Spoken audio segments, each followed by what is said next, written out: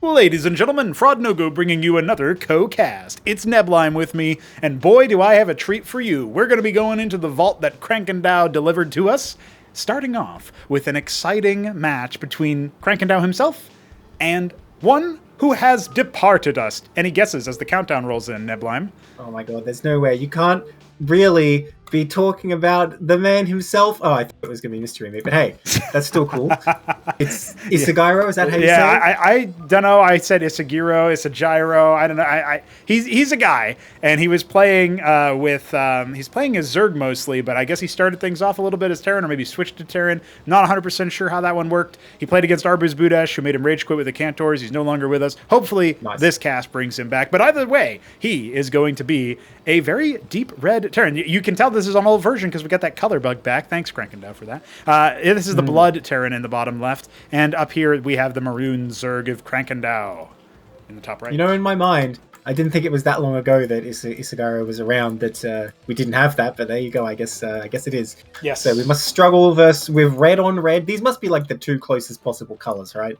I think so, yeah. So essentially what was happening back then is that we had improper serialization for the config file that selects the colors, and initializing that value in-game was totally fine. So the players see something completely different, where Krankendau gets his preferred color or doesn't, depending on... I would say that Isigyro, who I guess that's how we'll pronounce it, because then we'll both have the same pronunciation at least. Our Terran player in the bottom left probably got the preferred color because he was player 1, judging by his spawn. But...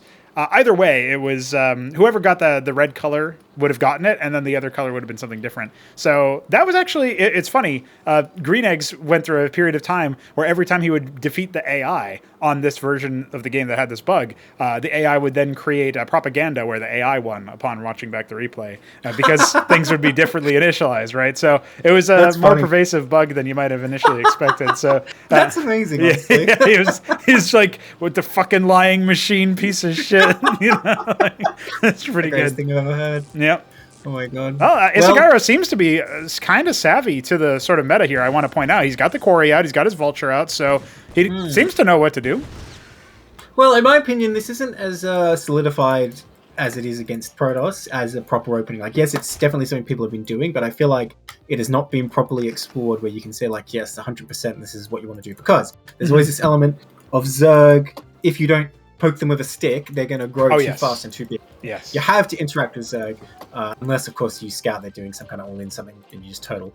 But, Vultures are good at that. They're going to be able to come and put some pressure on. And look, I better not name names, but I don't want to be rude about some players that have been cast on this channel. Ooh. The Vultures can be very dangerous, but only, I feel like, if Zerg doesn't really know what they're doing. Okay. If with a bit of micro, you can ward them off. And I think Isigyro will be fine here. Sorry, I think Crank will be fine here, rather, but Isigyro will too. But see, this is a bit ballsy going out there, but he only went sent a couple. He didn't send them all, so he loses a couple of them. Still, so far so good for Isigyro. Yeah. But you can see what I mean. Like, Krankendau knows you can just hold the ramp, and this is fine.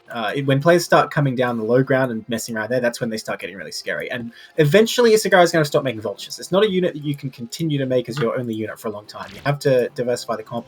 This is getting a bit too aggressive as well. He does not want to lose one here.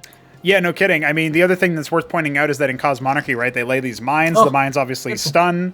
And, of course, they, on top of that, have only 2 mines instead of 3. So you were exclaiming, is it because of the Kagrant Avaloth?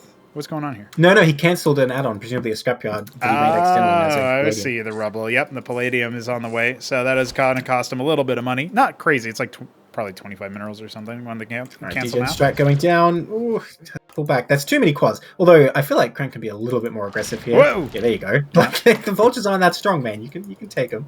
Yeah, well, one of those was the wounded ones. That looks like a classic E move fuck up or something. He's like trying to use patrol micro maybe for the first time. Although Isigyro, I think, is a StarCraft 2 player from what I was reading. So still A for attack move in that, or Q for patrol or whatever. Right, yeah. So just thinking about it, it might have been like those hockey ones. I really don't know. It's curious to me if he started off playing as Terran or switched to Terran after being frustrated by Zerg. I'm not 100% sure because I don't know the timeline. He did literally say, I guess I won't play Zerg then, or something like that. Right, yeah. Again.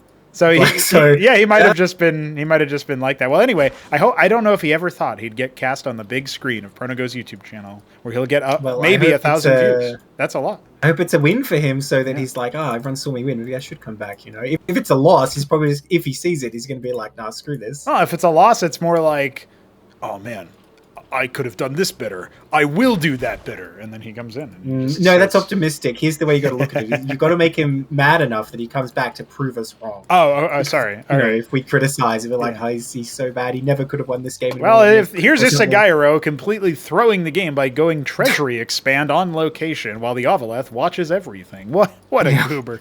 It looks like his Ovaleth. Looks like he's just reclaimed it, Yeah, you can't tell. That's what he thinks. He's like, it's mine, right? Yeah. Why won't my vultures get in? Why is he not following orders? He was trying to load them up. Man, it probably would have been pretty good to bring some quads. Honestly, what would be really strong here is just dropping straight on top of the phalanx, because one will shoot with friendly fire, and I don't think the vultures will be able to kill the quads before they can take it out. With the no armor when they're sieged, you can actually kill them pretty fast in that situation. Yep, that's true. Goliath is out, though, so it'll start heckling the Ovaleth. I think it'll get away, but no, the zigzag might cost him here. Now, how Isigyro didn't do the stutter step orb walking stuff that you normally see, so not sure how that one went down, but... Man, Isigyro's out here playing Starcraft. Krankendau's playing, like, Total Annihilation or something with his zigzagging of units. Yeah, there you go. Like, he can dodge shots. Right. Hey, sometimes you can if it's in a Cantor or something. Sorry, didn't mean to bring up past trauma, Isigyro, if you're watching this. Okay, so we've seen before, Cranky's a fan of getting those Achilles for the early to mid-game. It's a pretty big gas commitment, but he sticks with the quads units a lot as well, so it sort of evens out. And I think it's quite effective, actually, against phalanxes, surprisingly. You would think on paper that, like, they burrow and they can't move, so then they get sieged. But actually, the Achilles can just do so much damage to phalanxes close together. It can be really, really strong against them. Yeah, and you know what? He's making the Gorger cores as well, which normally we see leveraged against like Ancile compositions, but that's something Isigyro hasn't decided to spec into. Instead, sticking to the 2 Fulcrum, has the quarry, trying to keep up in workers, has been doing that very nicely. But as he's roving the map with these vultures, that's pretty much all he's going to be able to accomplish, I think, is figuring out where exactly the like the Zerg army is as they sort of come out of these eggs and move their way forward, which is exactly what Krankendau is trying to do. Now, thankfully, there is a mine here, but, Isigyro doesn't really have much of an army right now. Well, he can do stuff like this where you just pick off a couple of Zephyr cores. It's value, but he does have to run away from that Gorg core. No, go in, get out of there. Oh, he's very brave. I guess he just wanted to see what the army is. Yeah. I have to criticize Crank here for spamming out a bunch of Zoryus when he has so few draw left. I feel like the minerals and even the lava would be better spent getting that worker count up a bit more, because he's not under an imminent attack. I think having seen the phalanxes set up on the high ground, the overleft there, you kind of think your opponent's feeling pretty turtly. The phalanx are not going to easily come across the map and set up to siege you, right? Right. So I don't know. I feel like Craig's missing an opportunity to really get ahead in economy here, but he does have this scary army here's the problem. There's one Gorger core scouting around, and there's not that much anti-air over here. There's also a lot of idle masons here for Isigyro. Oh, he got another vulture. Oh, he has, yeah. Yeah, that is an issue. All right, let's see. He's been distracted so long that he hasn't actually worked those masons. There they are, getting on to there. And now he's at an okay saturation for that base. Third is coming up here at about 12 o'clock. I say about because, it's Impetus. That you can't even say 3 o'clock in this. Don't worry. We've got the tech. But Krankendau trying to get things done there. So, yeah, I mean, just looking the way that this is developing, Isigyro does need to upgrade his production. We'd love to see him with his saturated natural, maybe look towards that tier 2. You're obviously a Terran player at heart, right? So what's your play here? Yeah. Well, look, I don't have perfect information right if I'm actually in the game. But I feel like you definitely come out and put some pressure on, right? Because look at the Zerg army, it's not that big. And he doesn't have that many workers either. Going into tier 2 with quite limited production, if you look at it, he only has 4 production structures, which is really low. If you'd ramped up production a bit earlier, the Falcon's just coming online now, if you spend on more Goliaths or whatever at a stockade with healing stuff, I think just coming out and trying to bully the Zerg a bit, not necessarily expecting to kill a base, would be a really good move while you take your third.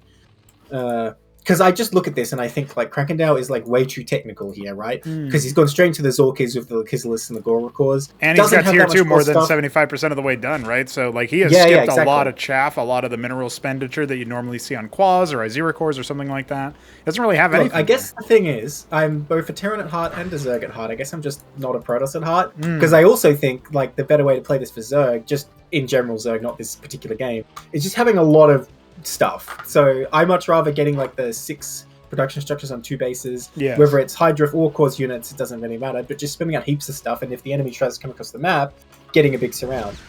Well, 2 vultures are going to sneak into the third, start tickling a couple of workers. The burrow is going to be good. I just heard it die, yeah. And because of these colors, I didn't realize the vultures were there. So I'm like, why did he die? Yeah. What happened to him? This is actually a pretty good deep scout from Isigyro, but he will end up getting caught at the end there, not actually seeing too much. He tries to put down his third. Well, Zeth gets a counter scout. If you really get the read in, I think you see there's no back to lists or anything like that. You're really thinking it's probably going to be tier 2. And, there isn't like a bunch of skiffs building up or whatever. Yeah, right. This guy must be doing something with his gas. Well, the Atlas is done for Isigyro. Let's see what he can make do with it. He's adding another Palladium to his Fulcrums.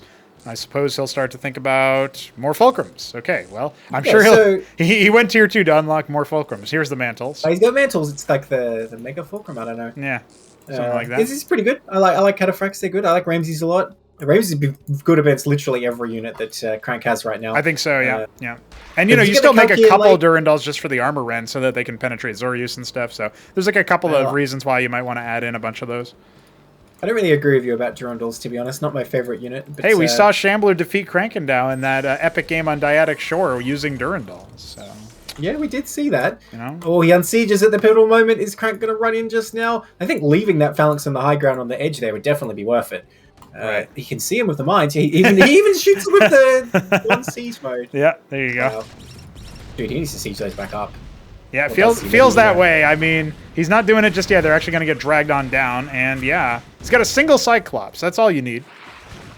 Hold off. I don't know. I feel like Isigyro is in a lot of danger here, but it's very hard to approach with those vultures and stuff in position. The Lyrilists being made, I don't really see them being that helpful breaking into this fortified position. They will get destroyed by tanks and stuff pretty quickly. And look at the minefield outside that Sentinel, though. Like, that's another thing that you have to watch out for. Might not last long. Oh, Phalanx getting baited out. Yeah. What is he doing there? Yeah, that's the one that was at the edge. I know, he is the bait. He is the bait. Yes, see, he's fine. He knew what he was doing. Man, it feels like Krankendau he's been struggling with commitment issues in this game, right? He's throwing down all of the initial movements, and now he's going to go for an attack. I talked about that minefield. It stuns just about everything. Now the Sentinel is going to get committed upon, but not before all of those Gorga cores beautifully set up by that minefield. That's going to take care of it, but the left flank is going to be, once again, pulled away from by Krankendau. Doesn't want to continue the attack. That was really unfortunate because, it must have looked like a good attack for Crank. Like, an isolated Sentinel. Let me go put the Gorgs on that. But absolute devastation. And, I was going to say before, I like the probing attacks from Crank because he's just throwing away minerals to sort of get an idea of what the defenses are. But unfortunately, the commitment really doesn't go his way, losing a lot of gas in the Gorgs. But like I was saying earlier, I feel like Isigyro needs to put the pressure before this situation arose. And now, he's doing okay to defend, but Crank kind of has control here. And he's just poking in and, threatening to destabilize Terran here. Right. He's going to move out a bit, which might be the move here. It's scary, though, because I see very limited anti-air here. Yeah, that's right. Just a couple of Goliaths. It looks like 4 or 5 Goliaths here, and if those get picked off, the Gorgs can start to run amok. Well, here comes a Cataphract, actually. It's probably pretty good against Gorga cores. I can't say I've seen that matchup that much, but I can only imagine that they kind of destroy Gorga cores. Well, let's watch out. Here come the Lyrilisks committing from the right side. The surround almost 360 degrees. Yeah. Here's our thumbnail, boys. We got the full engagement as the Lakizilisks get the burrows off. There's almost nothing for them to even bite into, though, and that is going to be an almost full army wipe. Look at the military counts on the top right. That's 13 military units compared to Krankendau's 81. He's coming in again. No ground units to trigger the mines this time. But there are Here comes a battle worker. Oh, it's done. Oh, there's another one. Oh, there we go. Oh. It stays alive. He can get a kill, I believe in him. I'm leaving him selected. Start mining. He's going for it. No. Start attacking. He's got one armor pen. No, he's not. he's just taking a break. All that stunning was that was a lot. Well, this is looking pretty dire for Isigyro. His third base has been collapsed upon. Meanwhile, Krankendau has the fourth up and running already. He was actually down in workers for a brief period of time there, so Isigyro definitely keeping up in terms of macro. But it does look like Krankendau has the military victory. Oh yeah, he's just going to cross through. Yeah, the Cataphracts are a good unit to have, but he does not have enough of them. And no detection. Like 10 of them in a firing line. Yeah, GG has to call. GG Re, the classic move. And GGK is the response. That's almost Jujic. Almost how I was pronouncing Jujik's name. That's how he back got in his the day. name. Yeah. There we go. So, well, you know what? It goes the way that we kind of expected. Krankendau had definitely been around for a decent amount of time. I remember casting his games saying he's a newcomer and he's a fresh face and he's battling against Eclipso on Sideshow, all those quaint days ago. But now he's a bit of a veteran unto himself. And you factor that in, Isigyro testing out Terran. Maybe he'll come back to us and test out Terran some more. But I will say, as a general note for anybody watching, kind of really sells the significance of the Ancile in the matchup because it gives you scouting, it gives you detection for those Lakizilisks. Now that it absorbs splash damage, it's going to be even better against that particular unit. But even beyond that, beyond the protection aspect of it, it does feel like Isigyro kind of had a very lackluster military campaign for this particular match. And then beyond that, because of his low production amounts, he didn't necessarily have a very aggressive style with the units that he did have. In fact, you were actually even saying, Neblime, maybe he's being too aggressive with the Vultures in some cases, considering how long it would take him to rebuild those. But it was kind of like both of those problems for me meant that he was really far behind in the information game. Well, that's sort of the trouble, though. Is like I was saying, you have to put pressure on Zerg, and I feel like after the Vultures sort of drove around a bit, there was a period where Krankendau built up untouched, and that was why he found himself in this tough situation. When he was bouncing back and forth to his natural instead of defending, he was making the right moves. Yes. But when he moved out, you could see how far ahead Krankendau really was. That he just crushed the army. And it's not to say Terran can't keep playing there, you have to be really defensive. And I think the problem is more that he didn't move out when Zerg was taking that early third, force more units, less workers. Well, I will say out of that game, that's the only one that I have time for, but Neblime will be joining me sometime in the future to finish up. We got 2 more games to cast, a best of 3 perhaps, depending on if Isigyro takes the next one. We'll find out, but don't go anywhere, except do go somewhere, because it'll be a whole another day until you get another video from me. Maybe tune into the stream, you know, all that stuff, yeah, and that's just how it goes. But hey, Neblime, thank you for joining me as always, and GG's to Isigyro. Gyro. You know what? Then Gyro. Change your name if you come back to these parts. Jesus.